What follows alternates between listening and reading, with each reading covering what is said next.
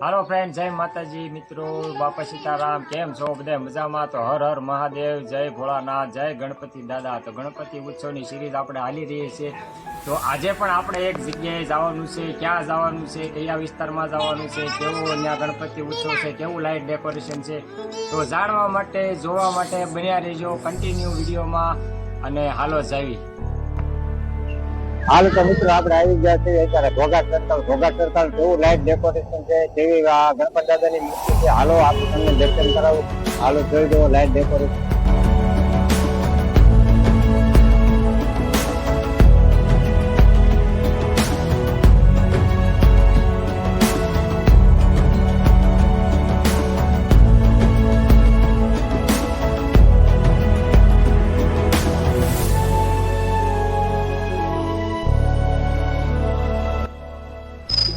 સેતુબંધ Ghogha circle મિત્ર મંડળ દ્વારા સરસ મજાનું ગણપતિ ઉત્સવનું આયોજન કરવામાં આવેલું છે. તો ચાલો આપણે પણ જઈએ દાદાના દર્શન કરવા.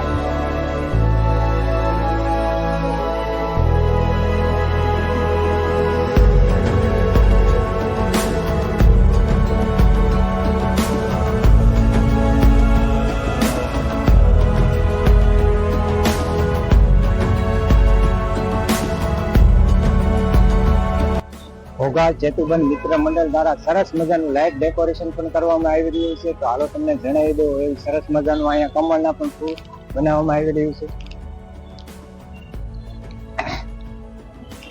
એવું સરસ મજાનું કમળ બનાવ્યું છે અને લાઇટનું ડેકોરેશન પણ જોરદાર છે. સરસ મજાનું આયોજન છે. આ કુલર છે. હાલો તમે આગળ આવી જાઓ, દાદાના દર્શન કરાવું.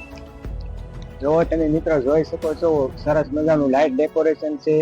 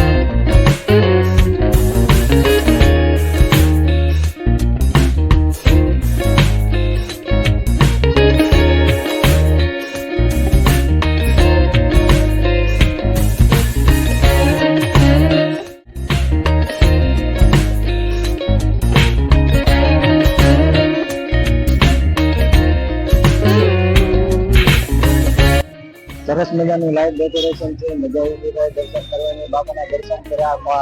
કેમેરામેન ને કહીશ કે પાછળનું બહારનું લાઈવ ડેકોરેશન નો નજારો પણ બતાવે. તો જો તમે બહાર બાજુમાં બહારની સાઈડમાં પણ જોઈ શકો છો, સરસ મજાનું લાઈવ ડેકોરેશન કરવામાં આવેલું છે. સરસ મજાનું ગણપતિ ઉત્સવનું આયોજન કર્યું છે સેતુ બંધ ઘોઘા સર્કલ મિત્ર મંડળ દ્વારા. તો ભાઈ તમને સરસ મજાનું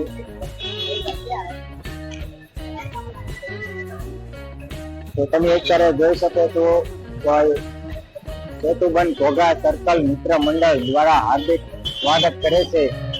તો મજા આવી, બાપાના દર્શન કર્યા અને લાઈવ ડેકોરેશન પણ મસ્ત હતું.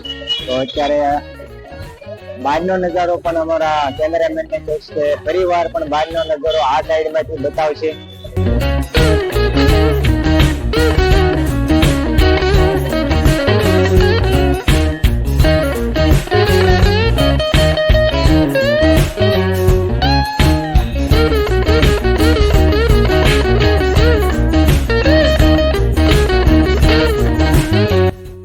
કોમેન્ટમાં જણાવજો તમને લાઈટ ડેકોરેશન કેવું લાગ્યું, બાપાના દર્શન કર્યા તો બધાએ કોમેન્ટમાં ગણપતિ બાપા મોરિયા લખી નાખજો. અને અહીંયા અમે વિડીયો પૂરો કર્યો છે. અમારો વિડીયો તમે તો લાઈક કરજો, શેર કરજો, સબસ્ક્રાઇબ કરજો. જય ગણપતિ બાપા મોરિયા.